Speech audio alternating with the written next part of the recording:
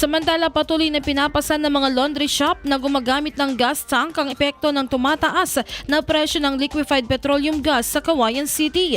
Sa panayam ng IFM News Team kay Eugene Acad, isang may-ari ng laundry shop sa lungsod, inamin niyang may mga pagkakataon na bahagyang bumababa ang demand ng kanilang serbisyo kasabay ng pagmahal ng LPG. Ayon kay Acad, nagiging mas maingat na ang paggastos ang kanilang mga customer dahil sa sunod-sunod na pagtaas ng presyo ng LPG, dahilan upang mabawasan ang bilang ng nagpapalaba. Dagdag pa niya, bagamat tumataas ang kanilang gastusin sa operasyon, lalo na sa paggamit ng gas tank para sa pagpapatuyo ng damit, pinipili pa rin nilang huwag magtaas ng singil upang makatulong sa kanilang mga suki.